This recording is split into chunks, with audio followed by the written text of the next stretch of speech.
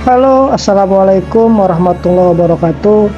Kembali lagi di Kobe Campus Channel. Kali ini kita akan bahas mengenai 6 perkembangan teknologi di dunia konstruksi.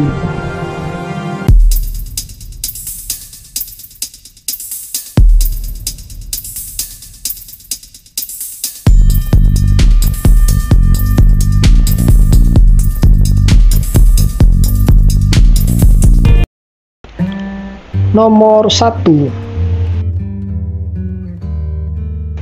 Perkembangan teknologi di dunia konstruksi yang pertama yaitu drone. Drone merupakan sebuah mesin terbang yang berfungsi dengan kendali jarak jauh oleh pilot atau mampu mengendalikan dirinya sendiri yang dioperasikan oleh operator.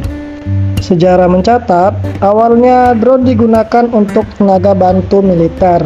Akan tetapi, seiring perkembangan teknologi, akhirnya drone berkembang ke berbagai aspek. Salah satunya dipakai untuk pemetaan lahan yang luas, seperti pemetaan perkebunan, pertanian, dan juga pemetaan untuk proyeksi membangun perumahan. Bahkan di negara berkembang, drone dipakai untuk pengantar paket barang atau makanan kepada konsumen.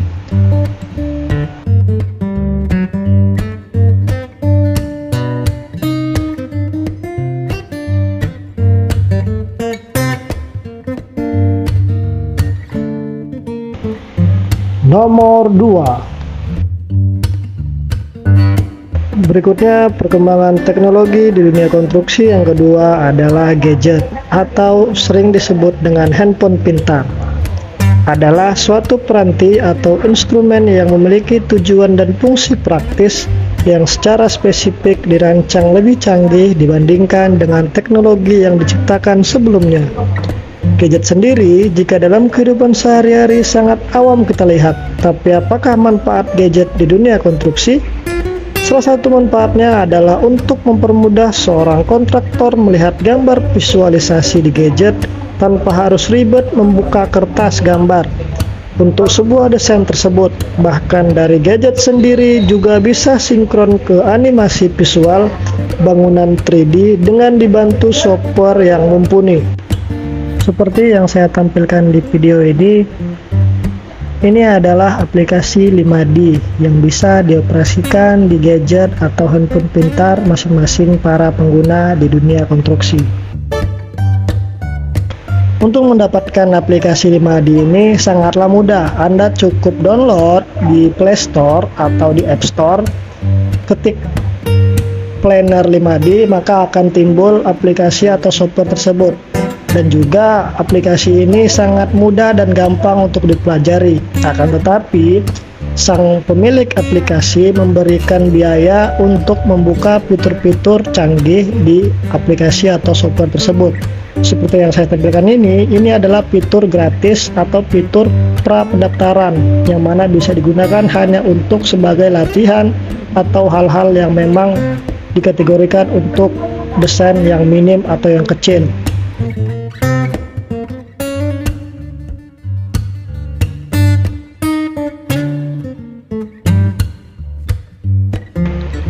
Nomor 3.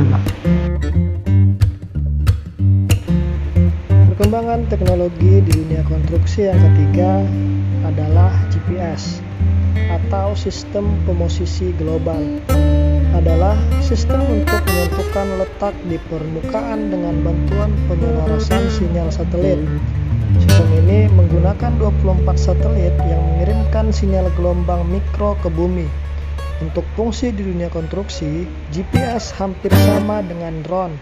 Akan tetapi, GPS bisa lebih presisi dan nyata karena langsung berada di tempat atau di daratan yang ingin disurvei atau digunakan untuk pemetaan lahan.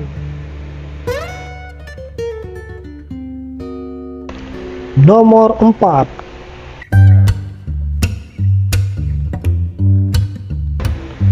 Perkembangan teknologi di dunia konstruksi yang keempat yaitu robotika. Robotika adalah alat bantu atau pekerja pengganti yang bisa memudahkan manusia dalam bekerja di dunia konstruksi. Robotika juga adalah salah satu cabang teknologi yang berhubungan dengan desain, konstruksi, operasi, disposisi struktural, pembuatan, dan aplikasi robot. Salah satu perkembangan robotika di dunia konstruksi adalah printer 3D, yang mana printer 3D ini dipergunakan untuk membangun sebuah bangunan atau rumah, bisa juga hal lainnya. Walaupun masih dioperasikan oleh manusia, akan tetapi robot satu ini atau printer 3D ini sangat efisien, teliti, dan juga ramah lingkungan apabila dioperasikan untuk mengoperasikan dan membangun sebuah bangunan rumah, bahkan hal lainnya. Printer 3D ini juga sudah digunakan di dunia, akan tetapi sampai hari ini belum ada proyek yang dilakukan menggunakan printer 3D di Indonesia. Kita akan tunggu apakah Indonesia akan menghadirkan atau mengimplementasikan printer 3D untuk pengaplikasian membangun sebuah rumah di Indonesia sendiri. Bagaimana? Apakah printer 3D ini termasuk layak digunakan? Atau kita tetap menggunakan tenaga manusia untuk membangun sebuah rumah? Jangan lupa komen di bawah ya, bagaimana reaksi kalian? Efisien nggak ketika printer 3D dipergunakan di Indonesia?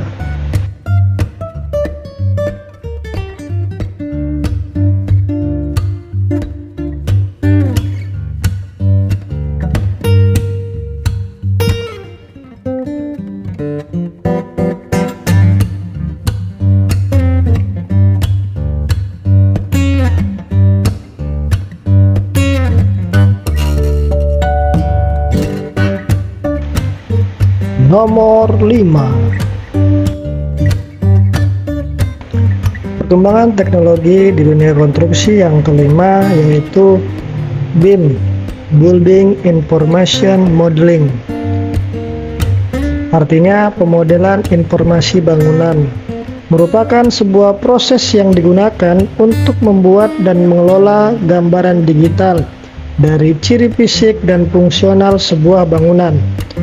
BIM sendiri di masa yang akan datang sangat dibutuhkan guna untuk mendukung perencanaan dan prarencana konstruksi sebuah bangunan, yang mana BIM itu diperuntukkan agar sang pemilik rumah atau konsumen lebih mudah untuk melihat bagaimana hasil akhir dari sebuah konstruksi bangunan rumahnya itu sendiri, dan juga memudahkan seorang kontraktor atau konsultan perencana untuk memberikan promosi ataupun mempresentasikan hasil desainnya kepada seorang konsumen di lapangan. Saya pikir dengan teknologi BIM ini sangat memudahkan di kedua belah pihak, yang mana saling tidak ada yang tertutupi di dunia konstruksi. Dan juga BIM itu adalah alternatif bagi orang awam yang tidak mengerti 2CAD atau 2 dimensi, yang mana dengan hadirnya BIM ini memudahkan para konsumen untuk lebih melihat bagaimana hasil nyata dari konstruksi yang ingin direncanakan tadi.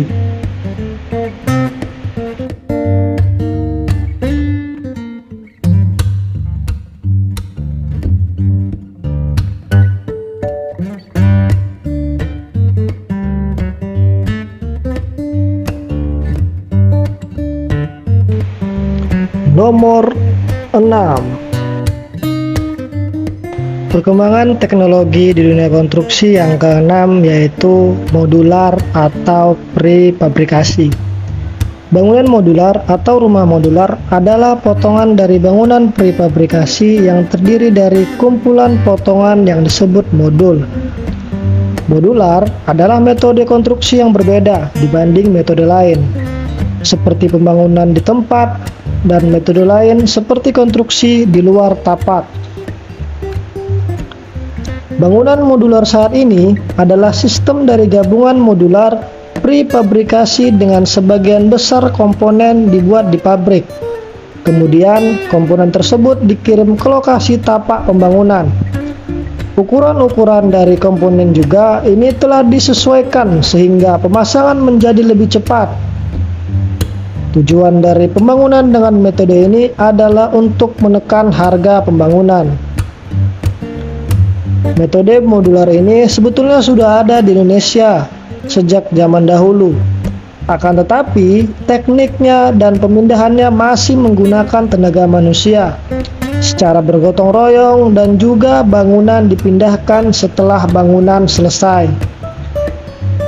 Tahukah kalian daerah mana yang menggunakan teknik modular ini dahulu? Ya, daerah yang menggunakan teknik modular ini adalah Desa Tabbinjai, Sulawesi Selatan. Cuman beda cara kerja aja sih dengan teknik modular ini. Di desa ini, bangunan rumah yang sudah selesai yang dipindahkan, bukan part atau item-item dari bangunan itu yang diantar ke lokasi tapak. Nah, bedanya cuma di situ aja sih. Bagaimana? Apakah teknik modular ini efisiensi untuk dilakukan di Indonesia? Tulis komen dan sarannya ya. Terima kasih.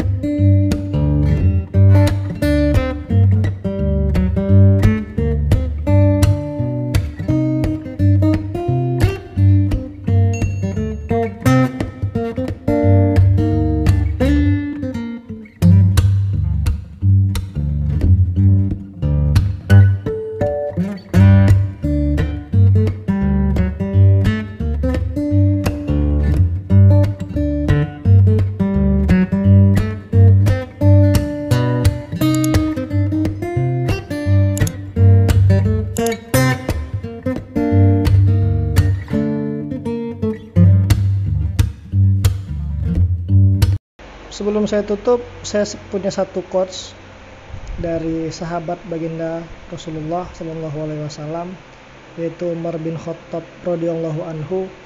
Beliau berkata, jangan terlalu keras pada dirimu sendiri, karena hasil akhir dari semua urusan di dunia ini sudah ditetapkan Allah. Jika sesuatu ditakdirkan untuk menjauh darimu, maka ia tak akan pernah mendatangimu.